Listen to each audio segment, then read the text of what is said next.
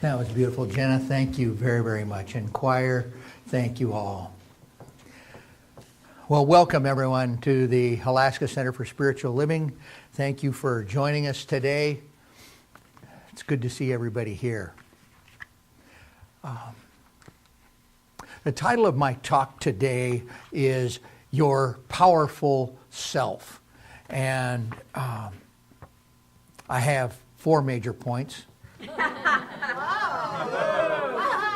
We're going to trick Mallory. We'll see if she's listening to the podcast. First of all, each of us is powerful beyond our present awareness. Number 2, how do we access that power? And then number 3, I'm going to talk a little bit about freedom and how that plays into it. And then lastly, I'm going to weave in a little bit about Palm Sunday. So I'll start off with a little story. Tess was 8 years old, and she overheard her mom and dad talking, and she heard that her little brother was very, very sick. It seems that he had something bad growing in his brain, and that they were going to have to give up their house and move to a small apartment so that they could afford the doctor bills. But even with that, he really needed an operation, and they couldn't possibly afford the operation. And she heard him say that the only thing that would save her little brother would be a miracle. So little 8-year-old Tess went up to her room and dug in her closet and got out her piggy bank, and she pulled the little rubber stopper, was in the tummy of the piggy bank, and she dumped out all the change that was in it, and she carefully counted it. She counted it 3 times just to make sure she was right, and then she put it in her little napkin, and she took it and she carried it down to the pharmacy. She walked 6 blocks to get to the Rexall pharmacy, and she went up to the pharmacist table, and he was busy talking to a man at the counter, and so she waited, and they kept talking, and he's pretty much ignoring her. So finally she started rubbing her foot and making a little noise, and he ignored her. So she started coughing, making the most disgusting noises she could. He still ignored her. Well, finally she reached into her napkin and she pulled out a quarter, and she started tapping it on the counter. And finally he turned around and he says, "What do you want, little girl? Can't you see I'm busy talking to my brother? I haven't talked to him for a long, long time, and it's important that I talk to my brother." And the little girl says, "Well, I want to talk to you about my brother, because my brother is very, very, very sick, and he needs a miracle." And the pharmacist said, "Well, I'm sorry, but we don't have miracles here." And she said, "Oh, yes, you must, because I heard my daddy say the only thing that can save him is a miracle. And so I want to know, how much does a miracle cost? I've got it all here. Mom and Dad doesn't have enough, but I've got enough. How much does a miracle cost?" Pharmacist says, "Little girl, we don't have miracles here. You just go away. We don't have miracles." And about that time, the man that had been talking to him, the pharmacist's brother, leaned down and he said, "Dear, what kind of a miracle do you need?" And she said, I don't know, but I know that there's something bad growing inside my brother's head, and he needs an operation, and we don't have the money, so I need to buy a miracle." And so this gentleman said, "Well, how much do you have there?" And she proudly said, $1.11. And he said, "Why, that's amazing," he says, "because we just so happen to have a special today on miracles for little brothers. And they happen to be $1.11. And so he said, "I'd like for you to take me home with you. I'd like to talk to Mom and Dad, and we'll talk about your brother." You see, the pharmacist's brother was the famous Dr. Carlton Armstrong, a famous Chicago neurosurgeon.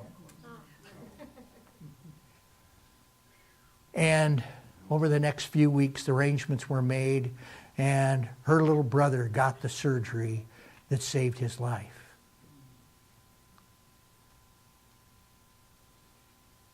Later,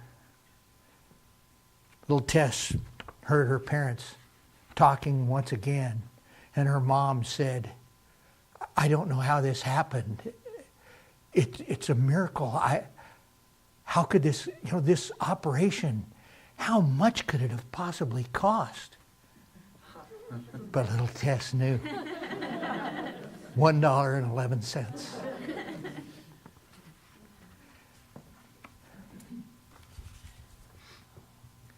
Each of us has within us the ability and the capacity to create miracles.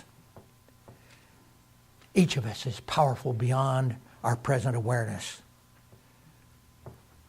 This divine creative force, whatever name you choose to give to it, God, Spirit, Allah, the universe, whatever name you give to it, whatever it is, this divine creative force made all of everything. And if it made all of everything, it had to make the first thing that it made out of the only thing that there was, which is itself. And so everything that was made is made from God's stuff. Everything that is made, everything that is manifested in this world, everything that ever was, is now, and ever will be, is made from God's stuff. And if the nature of God, if God is all-powerful, within everything that is made, there is power. There is the ability to manifest these types of miracles. Since there was nothing but the divine creative force in the beginning, it had to create us from itself. We are products of the Most High. We are children of the Most High. This force is timeless, it's eternal, and we must be timeless and eternal. This force is all-powerful, all-knowing, and therefore each and every one of us has within us that power and that knowing, an infinite power. Ernest Holmes, in Living Science of Mind, wrote, "If God is all there is, then past, present, and future, time, experience, and form, if they exist at all, must exist as some part of truth." That's capital T, truth. And if this truth is all there is, we must also be included in it. And we should identify ourselves with it. What wisdom is that? Let's identify ourselves with that capital T truth, with that divine essence. In other words, we can find and display the presence of God within ourselves. And when we recognize that, this is the infinite source which allows us to experience miracles like healing of little brothers and through amazing surgeries, and about miracles that we don't even think of today, miracles that we may not even be aware of, miracles great and small. So how do we go about accessing this power? Well, the first thing that we need to do is to recognize it and relate to ourselves as powerful beings. And to be vigilant and to be aware of when doubt and despair creep into our lives. It's when we focus on that doubt and despair that things do happen. It's just like in the sacred reading. We're going to manifest that if that's where we focus our attention. When life is good, it's easy to relate to ourselves as powerful. But when life throws us curves, when things are much more difficult in our lives, it's not quite as easy to feel powerful. We have a cabin out in the middle of nowhere. We built it back in the late 90s. I was younger then. But I had this great idea to build this cabin on pilings. And I knew that ATU had some excess utility poles that they were really anxious to get rid of. They couldn't use them, and they'd pretty well give them to anybody that wanted them. So I went down and I got these big old utility poles. Well, they're like 800 pounds each. They're creosote soaked. And I talked to the pole salesman. He said they were going to last at least 100 years. So I'm going to build my cabin on these pilings. But first I got to get them up these god-awful hills that we decided to build this cabin on.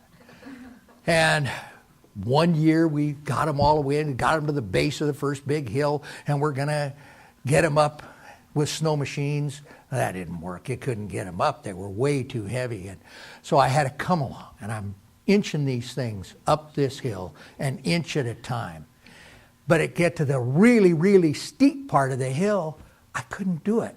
I'd go inch, inch, inch, and the front of the pole would auger into the snow, and I couldn't. And so I'd have to come all the way back down the hill, lift up the front of the pole, and get another 6 inches. I got 10 of these to get up this hill. And I fell into that place of despair. I was defeated. This cabin ain't going to happen. Same kind of thing happened once on the Camino, I remember. And it had kind of the same result, because Ann looked at it and she analyzed it and she looked at it. There's another hazard in this god-awful hill. There's a tree that's right where you need to be. And I didn't want to cut down the tree, and I didn't cut down the tree, but it's right where the trail would normally take you. But that tree is there for a reason. And the reason that tree is there is Ann went up and laid down on her back against that tree and was able to use her legs to lift up the front of each pole when it got there. And then I could just 1 inch at a time all the way up the hill. 2 days later, we had 10 poles on the top of the hill. But I was the one that was in despair. I was the one that says I can't do it. Race consciousness, I'm too old. I'm not strong enough. I can't get this done. But Ann never had that. Ann stepped into that place of there is a way. She was the one that was connected to a higher power, connected to the way that it can be done, and to be open for a miracle. And that miracle was the idea of her laying on her back in the middle of that damn tree and got it right up and got the poles up. So miracles even happen in getting telephone poles up a hill. It can be not easy. Another way that we can access this power that's inherent within it is through the use of our spiritual practices. Seek support. Get support from others. We're here as a community. We are a family. Come together. The people that you know here at the center, they will support you. And then we can look at our beliefs. Do we have negative race consciousness going on? Do we have a false or a hidden belief?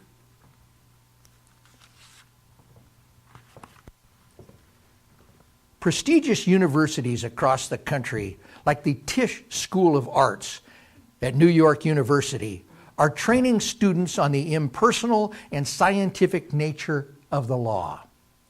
Through practices like meditation, visualization, affirmations, students are gaining access to the creative process using the tenets of neuroscience and mindfulness.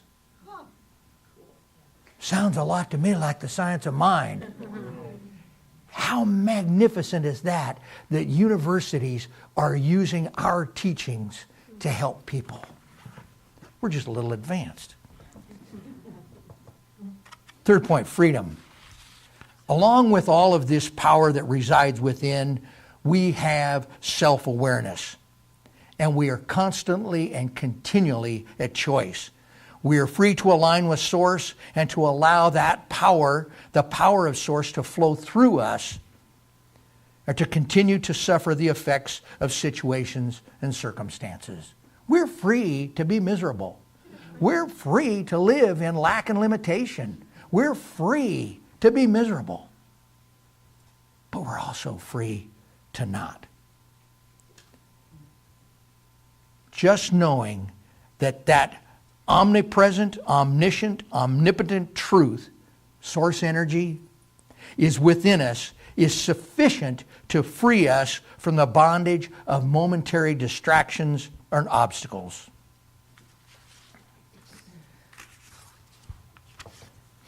I'm going to turn to a Hindu folk story. One day, a wise sage by the name of Narada, was walking through the desert with God. And as they walked along, they talked. And Narada asked God, "What is the secret of life? Why are we mortals here?" And God just smiled and didn't answer. And they continued to walk. And a couple hours later, God stopped and he said, "Narada, it's a particularly hot day out here and I'm getting kind of thirsty." He said, "There is a small village ahead. Would you go into that village and get me a cup of water?" And Narada said, "Well, of course, my lord, I'd be happy to." So he took off and he went into the village. And he went into the first house he saw and he knocked on the door. And a beautiful young woman answered the door. And as soon as he saw her, he forgot all about his mission. He forgot why he was there.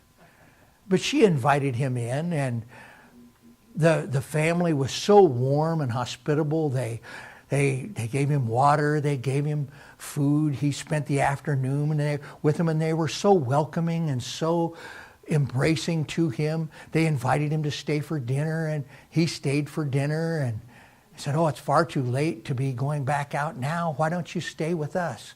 And so he spent the night with them, and 2 nights, and a week, and 2 weeks.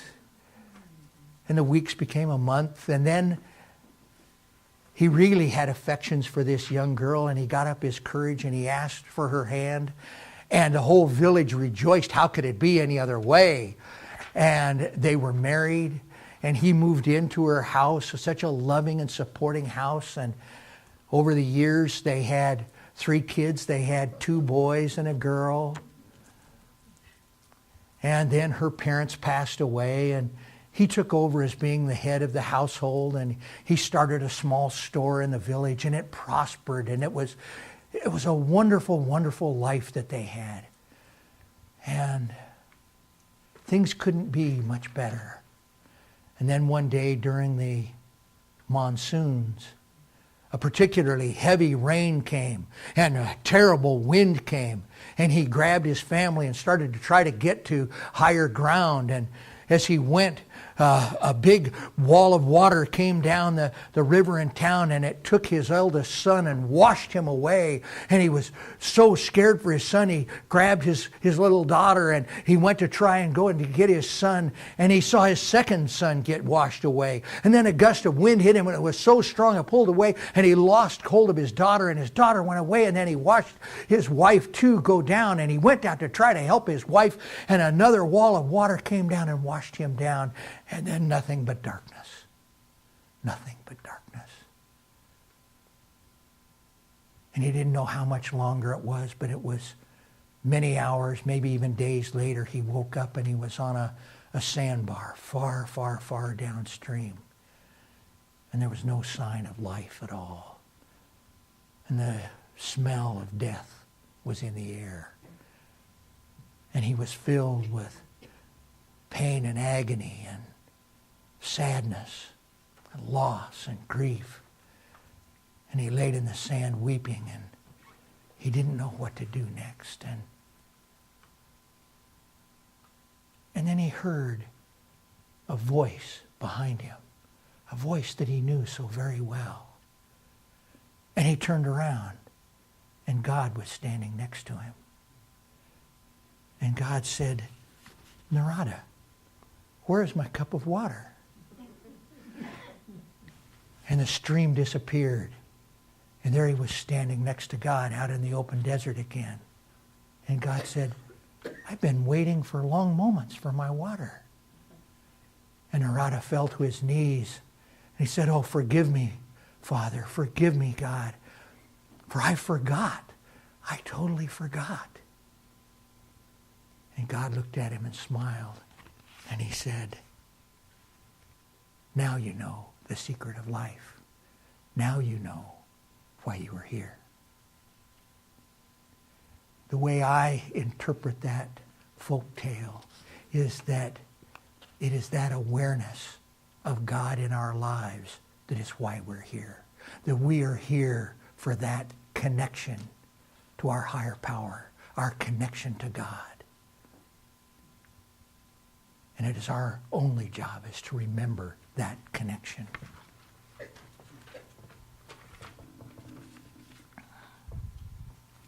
My fourth point is Palm Sunday. Most of you know this is Palm Sunday, and most people are aware of the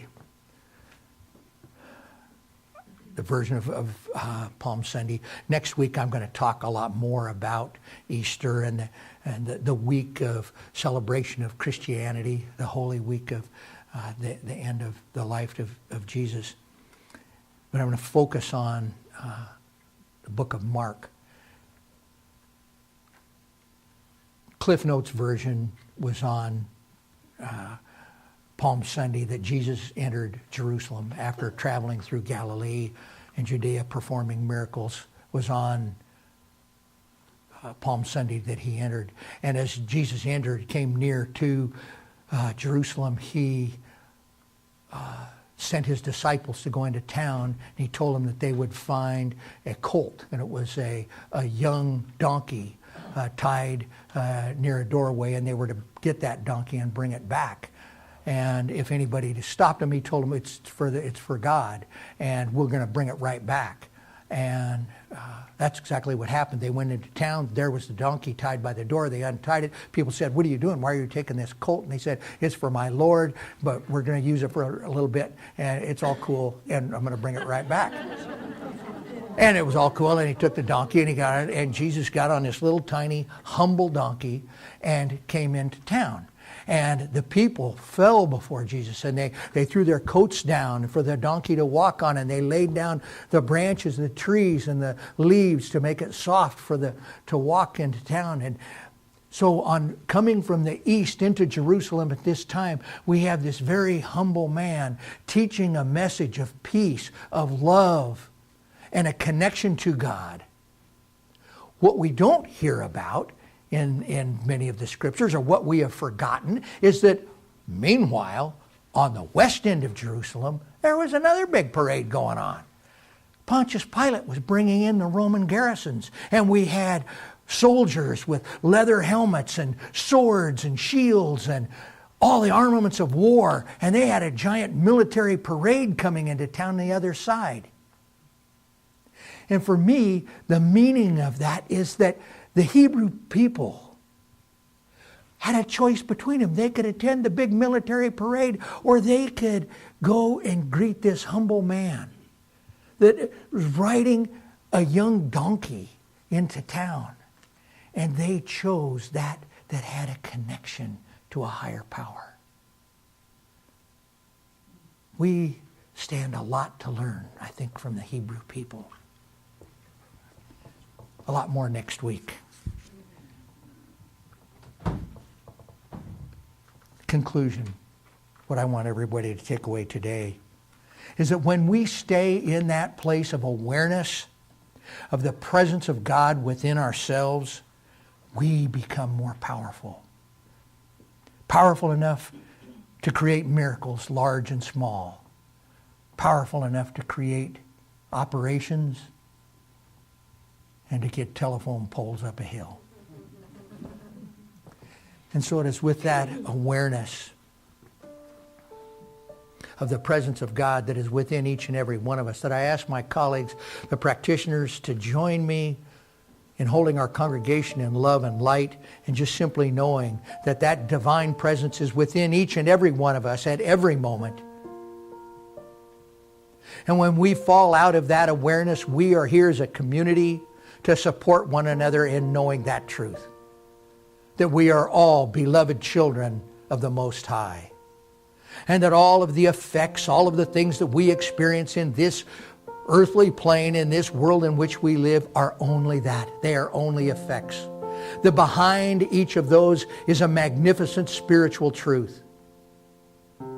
So for those of us that are experiencing the effects of lack and limitation and not enough, too much month and not enough paycheck, we just simply know that there's a spiritual truth, capital T truth, that says that we live in an abundant universe and we are provided for. For those that are experiencing health challenges, we just simply know that within each of us is a divine pattern of perfection, a blueprint that is perfect, and it is that blueprint that we call forth now. And for those of us that are feeling separation from one another as human beings, separation from God, we just simply know that truth, that we are all children of the Most High. We are all continually connected to God. God is always with us in the desert with a cup of water. And so we just give thanks. We give thanks for our awareness of the power and the presence of God in our lives. And I release these words, the working of law that always responds. We let it go, we let it be, and so it is.